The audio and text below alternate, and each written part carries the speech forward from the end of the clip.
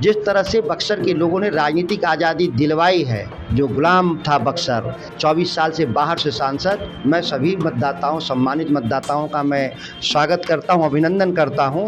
बड़े मुद्दों पे मैं विभाग राय रखूंगा अपनी इंडिया गठबंधन के एजेंडे पर, और छोटी बातों को मैं स्वयं सुलझाने में सक्षम हूं। इसके लिए पार्लियामेंट की ज़रूरत नहीं पड़ेगी। सभी दलों ने कहा, एक राय है कि विशेष राज्य और विशेष पैकेज मिलना चाहिए। अब यह जिम्मेदारी नीतीश कुमार पर है। मैं व्यक्तिगत तौर पे यही कहूँगा कि 75 साल उम्र सीमा जो देश के प्रधानमंत्री ने अपनी पार्टी के भीतर तय किया था, उसका ख्याल करना चाहिए उनको, और अपने रिटायरमेंट की घोषणा करना चाहिए।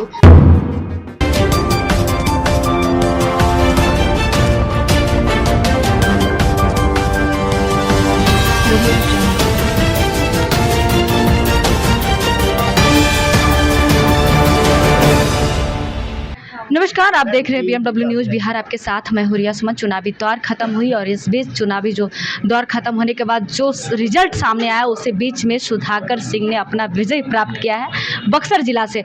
अभी हमारे साथ सुधाकर सिंह जी हैं बातचीत करने के लिए। सुधाकर जी, आपको पहले जीत की बधाई। मैं आपको भी नमस्कार करता हूं और आपके सभी दर्शकों को मेरी तरफ से नमस्कार। जिस तरीके से आपने ये चीज़ों को जो सामना किया है, सारी चीज़ों को पार करके आपने एक जो विजय हासिल किया है, आम जनता के लिए क्या कुछ करेंगे बक्सर के लिए खास करके? क्योंकि जिस मुद्दे पे चुनाव हुआ है, जिस मुद्दे पे वोट हुआ है, उस मुद्दे पे आप खड़ा उतरेंगे क्या? हम मुद्दों से पलटने वाले लोग नहीं हैं।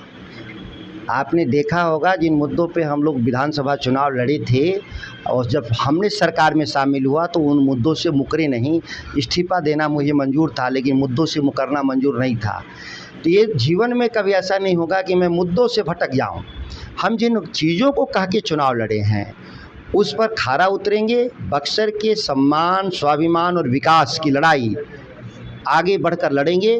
जिस तरह से बक्सर के लोगों ने राजनीतिक आज़ादी दिलवाई है, जो गुलाम था बक्सर 24 साल से बाहर से सांसद, मैं सभी मतदाताओं, सम्मानित मतदाताओं का मैं स्वागत करता हूं, अभिनंदन करता हूं, और कभी भी उनका माथा झुकने नहीं दूंगा, ये मैं विश्वास दिलाता हूं। सुधाकर सिंह जी, जिस तरीके से आप एक ग्रामीण क्षेत्र से जाकर अब सांसद भवन में जाने वाले हैं, तो कहीं ना कहीं लोग आपसे बड़ा आशा लगा के रखेंगे कि सुधाकर जी छोटी छोटी चीज़ों को उठाएंगे सांसद भवन में, तो क्या वाकई इस मुद्दे पर आप खड़ा उतरेंगे? देखिए, छोटी बातें तो मैं स्वयं सुलझा दूंगा।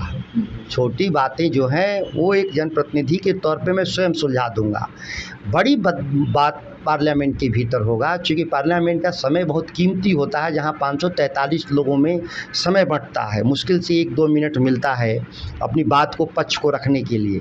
बड़े मुद्दों पे मैं विभाग राय रखूँगा अपनी इंडिया गठबंधन के एजेंडे पर, और छोटी बातों को मैं स्वयं सुलझाने में सक्षम हूं। इसके लिए पार्लियामेंट की ज़रूरत नहीं पड़ेगी। आपके नेता प्रतिपक्ष तेजस्वी प्रसाद यादव ने विशेष राज्य का दर्जा मांगा है, क्या वाकई आपको लगता है कि विशेष राज्य का दर्जा मिलेगा? देखिए, सर्वानुमति का विषय है। मेरे नेता का तो मुद्दा है ही, लेकिन ये बिहार का मुद्दा है, सर्वानुमति का मुद्दा है। सभी दलों ने कहा, एक राय है कि विशेष राज्य और विशेष पैकेज मिलना चाहिए।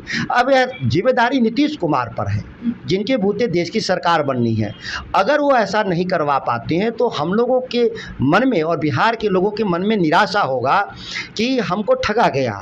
तो नीतीश जी, बिहार के जनता का दिल न टूटे, इसीलिए मुझे उम्मीद है कि आप देश के प्रधानमंत्री से मान मनोबल करा करके, चूँकि आपकी ताकत से फैक्चुअल मैंडेट है, एब्सोल्यूट मैंडेट नहीं है, आपके बिना सरकार नहीं बन सकती।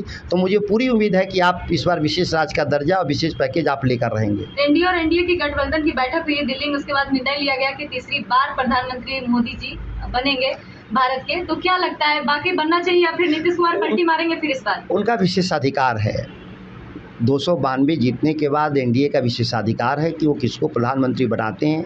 मैं व्यक्तिगत तौर पे यही कहूँगा कि 75 साल उम्र सीमा जो देश के प्रधानमंत्री ने अपनी पार्टी के भीतर तय किया था, उसका ख्याल करना चाहिए उनको, और अपने रिटायरमेंट की घोषणा करना चाहिए, और नए नेतृत्व की तरफ आगे बढ़ना चाहिए। ये मेरा व्यक्तिगत राय है। अब बाकी उनको अब निर्णय लेना है कि वो दोहरा मापदंड अपनाते हैं कि आप वो एक जो मापदंड आपने स्थापित किया, उस मापदंड पे आप खरा उतरते हैं। लास्ट सवाल रहेगा सुधाकर जी, जिस तरीके से अपराधियों का जो मनोबल बढ़ा है, इसका वजह आप किसको मानते हैं, बिहार सरकार को या बिहार की प्रशासन को? बिहार के सरकार में बैठे हुए लोगों के बिना सहमति का अपराधियों के कोई भी मनोबल नहीं बढ़ता। एक कड़ी कार्रवाई करनी चाहिए सरकार में बैठे हुए लोगों को, अपराधियों पर, और नहीं करते हैं तो मैं कभी कभी मानता भी हूँ कि इन अपराधियों के बदौलत एनडीए की सरकार लंबे समय से चल रही है बिहार में। कई उनके अपराधी सांसद और एमएलए बनते गए और उनके दबाव में ये लोग रहते हैं।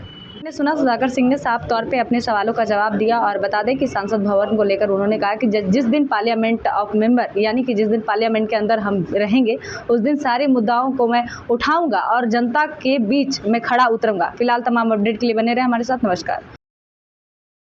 तमसो मां ज्योतिर्गमय गुरुकुल शिक्षा मंदिर संस्थान के साथ बनाए अपना भविष्य। रेगुलर और प्रोफेशनल कोर्सेज, सेकेंडरी और senior secondary courses, law, teachers training courses, pharmacy and nursing के साथ पैरामेडिकल में डायरेक्ट एडमिशन पाए। वेबसाइट विजिट करें या दिए गए नंबर पर कॉल करें। हमारा पता है गुरुकुल शिक्षा मंदिर संस्थान, कल्याण चौक, DS कॉलेज रोड, कटिहार।